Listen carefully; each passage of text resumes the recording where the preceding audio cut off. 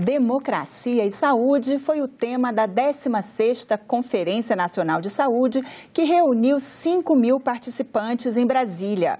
O objetivo foi reafirmar os princípios do SUS de universalidade, integralidade e equidade no atendimento à população e da saúde como direito fundamental.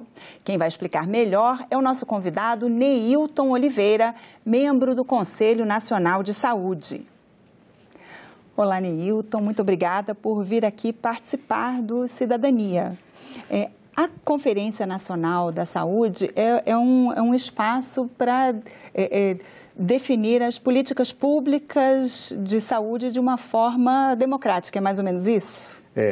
A gente tem na formulação do Sistema Único de Saúde, da Política Nacional de Saúde, a gente tem como um eixo, um pilar fundamental, a participação da sociedade. Isso é feito através dos conselhos de saúde, Conselho Municipal, Estadual, Conselho Nacional. Muitos municípios têm conselhos locais, distritais, e a um período de 4 em 4 anos em média, a gente realiza uma conferência, porque aí tem uma representação muito maior da sociedade, dos governos, dos prestadores, dos trabalhadores da saúde, das entidades sociais, populares, comunitárias, para trazer a discussão tanto no sentido das necessidades de saúde, como das prioridades e como que nós vamos responder a essas prioridades.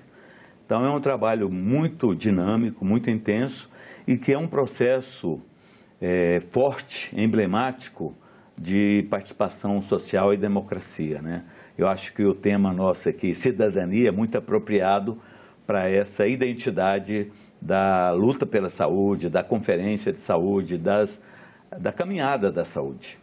E em que ponto que estão esses princípios do SUS, da universalidade, da equidade? Então, acho que é interessante a gente lembrar que a própria Constituição, ao contemplar os princípios do Sistema Único de Saúde, integralidade, universalidade, equidade, controle social, já foi uma consequência, porque isso nasceu da participação social. A 8ª Conferência Nacional de Saúde, realizada em 1986, discutiu as bases principais do Sistema Único de Saúde e da Política Nacional de Saúde. É importante lembrar que até aquele período nós nem tínhamos direito a saúde como um direito constitucional. A saúde é um direito humano fundamental, historicamente defendido e respeitado no mundo todo, mas no Brasil, até 88, saúde não era um direito. E na conferência de 86, foi a primeira edição da conferência que a gente conseguiu ter os usuários como sujeitos do processo de discussão. Então, a 8ª, que inclusive nós homenageamos este ano, a 16ª, nós estamos chamando também de 8ª mais 8. Não só lembrando que foi a 8ª, mas inclusive homenageando todos aqueles que construíram e fizeram a 8ª Conferência Nacional de Saúde. Porque ali nasceu as bases do Sistema Único de Saúde, e o movimento social brasileiro, incluindo sindicatos, universidades, estudantes, partidos políticos, governos, prestadores de serviço, vão para dentro do processo constituinte de 88 e conseguem, então, gravar na Constituição os capítulos, o capítulo dentro da Seguridade Social, vários artigos importantíssimos para a gente construindo o Sistema Único de Saúde. Nessa sequência, em 1990, a gente tem as leis 8080 e 8142. Então, o SUS, do ponto de vista do arcabouço jurídico legal, ele já está solidificado há muitos anos. Por outro lado, a construção do SUS como sistema resolutivo, de qualidade, que atenda às necessidades de saúde da população, é um processo ainda em construção. Eu avalio e muitos compartilham desse pensamento, que é a maior e a mais vitoriosa política de inclusão social do nosso país, é a construção do Sistema Único de Saúde.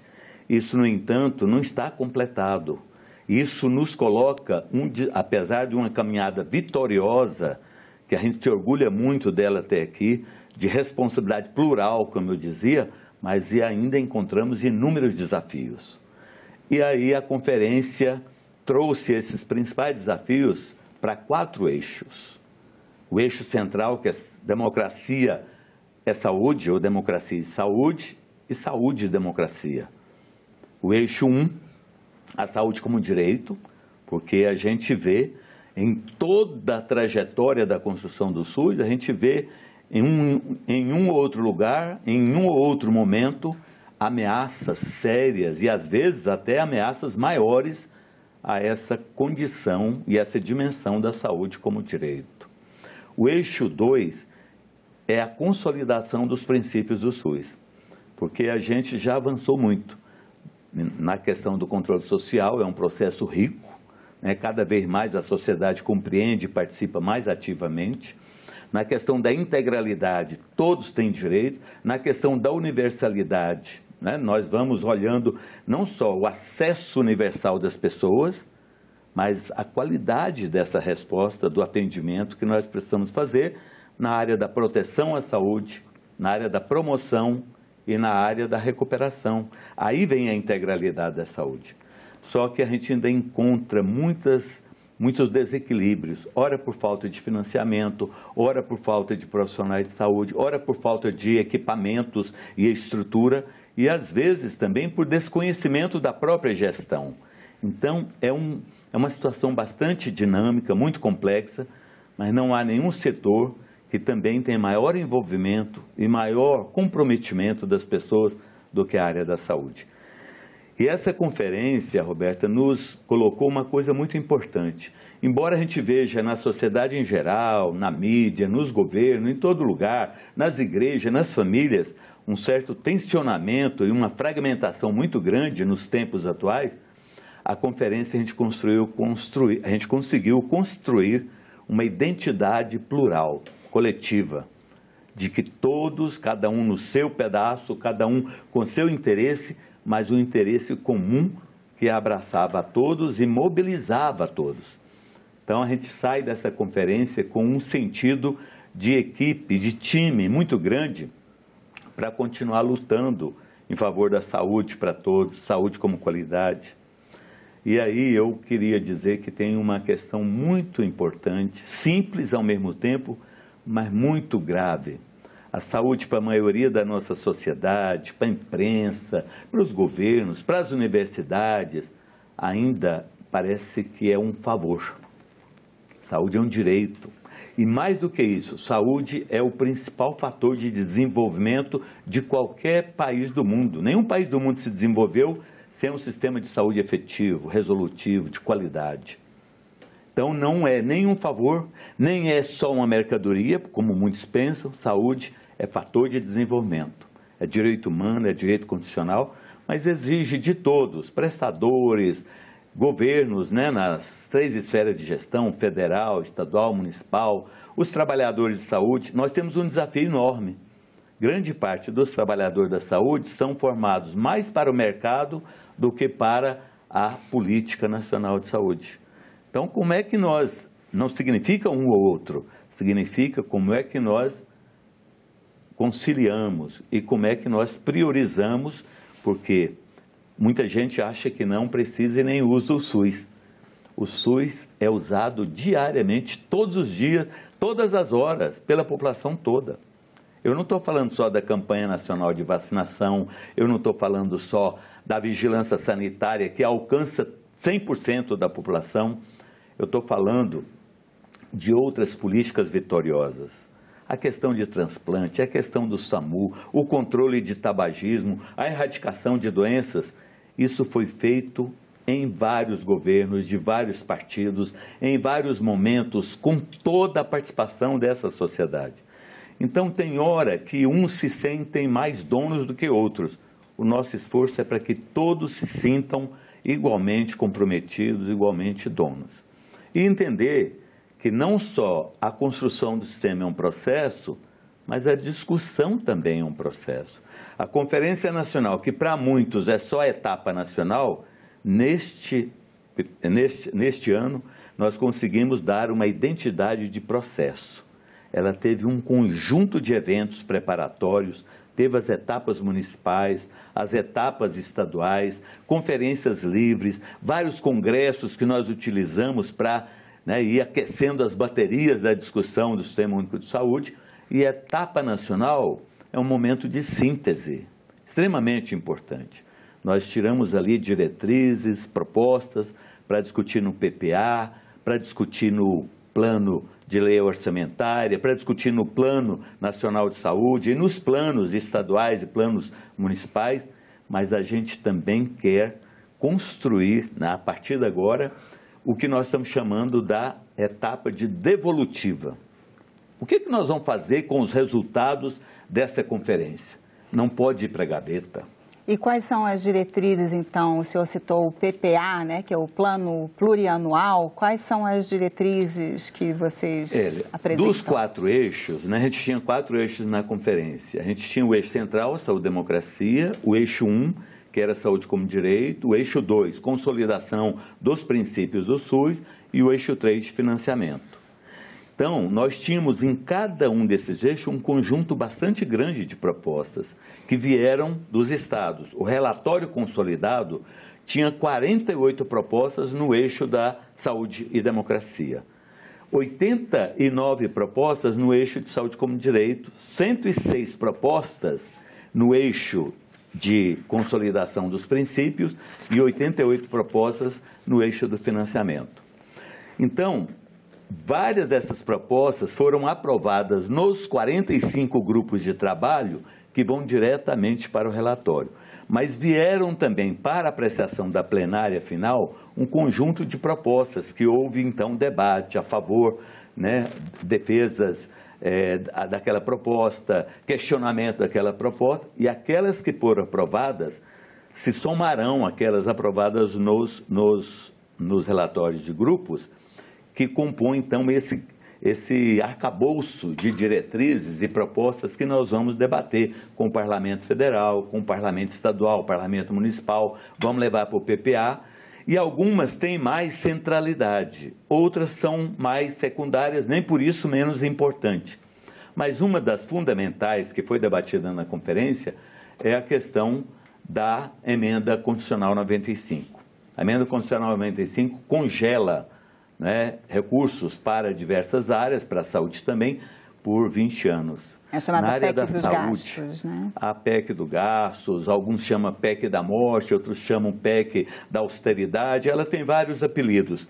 Como é que você pode pensar numa situação onde a população cresce geometricamente, onde você tem uma incorporação tecnológica permanente? No sistema bancário, quando você faz alguma incorporação tecnológica, você reduz despesa. Na área da saúde, quando a gente incorpora um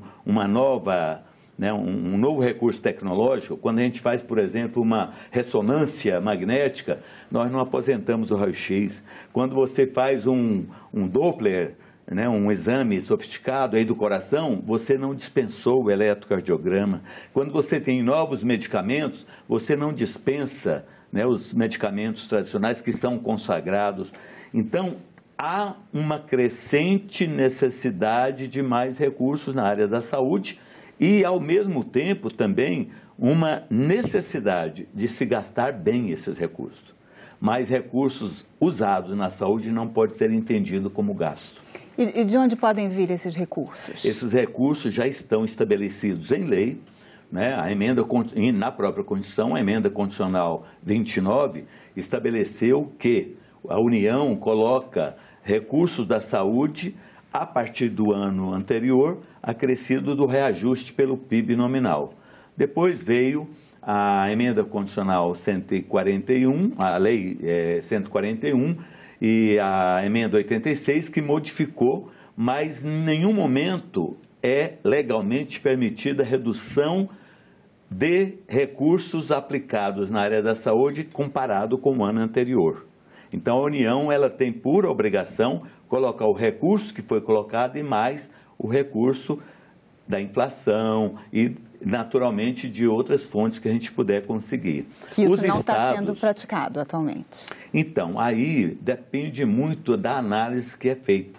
O Ministério da Saúde, em alguns momentos, ele faz uma conta que nós colocamos mais do que o que foi colocado no ano anterior.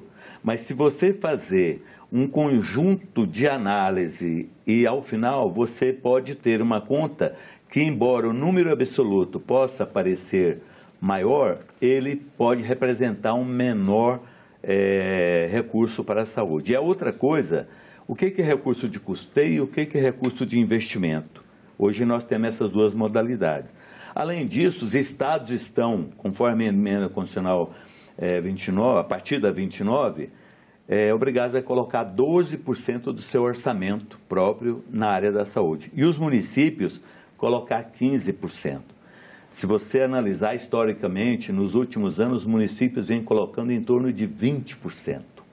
Porque mais perto do cidadão, a cobrança é maior. As necessidades chegam mais fortemente e aí o município, às vezes, podendo ou não, querendo ou não, ele acaba sendo sacrificado. Então, a gente tem esse desafio como uma questão central para a condução do principal resultado. Nós precisamos ter financiamento adequado, sustentável. A área do Ministério da Saúde, em todos os governos, sempre teve muita dificuldade, porque chega na área econômica, a área econômica vê o todo, e ela vê muitas vezes mais a questão matemática, a questão proporcional, do que a questão da necessidade. Ou seja, a equidade que a gente prega e trabalha na área da saúde precisa também ser discutida e entendida na área econômica. Porque se nós não tivermos saúde, nós vamos ter uma consequência enorme em outras políticas. Nós não vemos saúde só como doença, nem só como mal-estar ou como um acidente. Saúde para nós, nessa dimensão integral, implica em ações de promoção, em ações de proteção e em ações também de recuperação. Vou te dar um exemplo muito concreto. Se nós quisermos resolver problema de mortalidade de jovens por acidente automobilístico, principalmente acidentes de moto, nós podemos colocar milhares de UTI, milhares de médicos e outros profissionais de saúde numa equipe bem organizada, interdisciplinar, que é sempre a nossa meta, que não vai dar conta de resolver esse problema. É preciso fazer uma articulação de políticas públicas. Então, na conferência, a gente tem a oportunidade de exercitar esse debate, de compreender, e então agora é necessário levar isso adiante. Então, nós temos que fazer a devolutiva para o território, temos que fazer a devolutiva para dentro dos conselhos, para dentro das universidades, para dentro das associações de moradores, os sindicatos, os conselhos profissionais, e essas diretrizes, essas propostas, nós discutirmos à luz da necessidade local, adequado ao território, porque uma prioridade que às vezes é importante lá no meu estado, no Tocantins, não tem a mesma dimensão, a mesma importância em outro estado. Por exemplo, Rio Grande do Sul, Santa Catarina, pode ter outra prioridade. Então, como é que nós adequamos e programamos corretamente as necessidades e os desenhos para melhor atender a nossa população? E mais, como é que nós asseguramos a continuidade da participação dessa população? Porque a luta pela saúde é uma luta permanente. Não é uma luta que está afeta a um nível de governo, a um partido político, a um setor. Todos os setores são envolvidos, né? Muitas vezes o banqueiro chega e fala, olha, eu não preciso da saúde. Precisa. Mas eu não uso dinheiro público da saúde. Usa. Quando ele tem isenção de imposto de renda, é dinheiro público que ele está também utilizando. Então, é nessa compreensão de que todos estão no mesmo barco e que todos são igualmente responsáveis que nós queremos construir um programa cada vez mais resolutivo, cada vez mais adequado e de mais facilidade de acesso para a população. Nós ainda temos programas, situações muito carentes no Brasil. O programa Médicos pelo Brasil, que vem na substituição do programa Mais Médico e na continuidade, tem um desafio enorme, que é levar médico para as áreas mais remotas do nosso país. Mas não é só levar médico, é levar também a equipe interdisciplinar, é levar os equipamentos necessários, os medicamentos necessários. Os hospitais filantrópicos são beneficentes, né, sem fins lucrativos, são responsáveis por mais da metade dos atendimentos do SUS. A gente recebeu aqui o diretor da Confederação das Santas Casas da Misericórdia, aqui no Cidadania, e ele falou que muitas vezes os secretários de saúde municipais, como o senhor até citou, né, o problema dos municípios, demoram muito para repassar os recursos, né? Como se pode solucionar esse problema? Eu penso que o Estado brasileiro ainda é muito burocrático, né? Nós podemos ser muito mais ágil, nós podemos ser muito mais resolutivo, ser muito mais transparente. Eu até muitas vezes imagino que parte dos instrumentos administrativos que a gente já tem nos governos federal, estadual, municipal, às vezes até para não deixar o setor público funcionar adequadamente, né? Eu penso que esse é um desafio que tem que ser enfrentado por todos para a gente melhorar. O sistema é único de saúde. O serviço, a atenção básica na sua quase totalidade é executada e organizada pelos setores públicos, municipal, estadual e federal, né? Numa responsabilidade solidária e numa priorização do nível local, na descentralização para o município.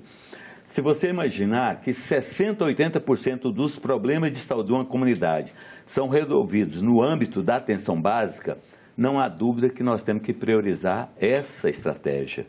Por outro lado, a estratégia da atenção básica, ou atenção primária de saúde, ela deve ser estruturante do sistema. Então, o atendimento de média e alta complexidade precisa estar numa linha de cuidado, bem azeitada, que vai e volta. E, em muitos momentos, a gente encontra ainda gargalos que impedem essa ida e volta com muita facilidade.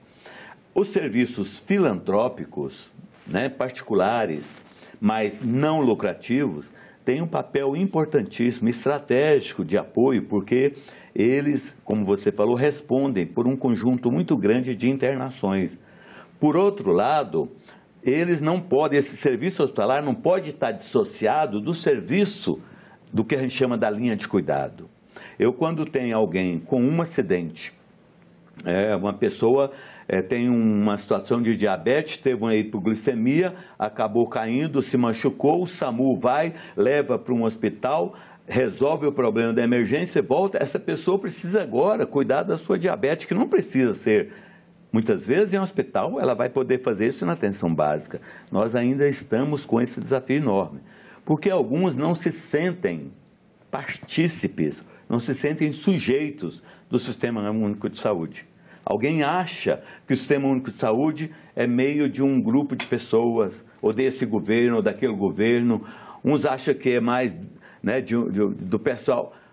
Isso é mais do município. Não, o Sistema Único de Saúde é uma propriedade coletiva da nação brasileira. Os governos têm responsabilidade, os profissionais de saúde têm responsabilidade e o cidadão também tem muita responsabilidade.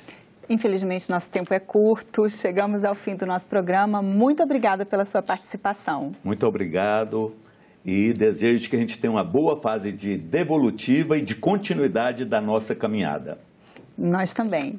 E eu agradeço também a você que nos assiste. Se você quiser ver de novo essa entrevista ou mandar o link para alguém, é só acessar nossa página na internet, senado.leg.br/TV. Inscreva-se em nosso canal no YouTube. E se você quiser fazer um comentário ou sugerir um assunto para o nosso programa, telefone de graça para 0800 61 22 11. Obrigada pela atenção e até o próximo Cidadania.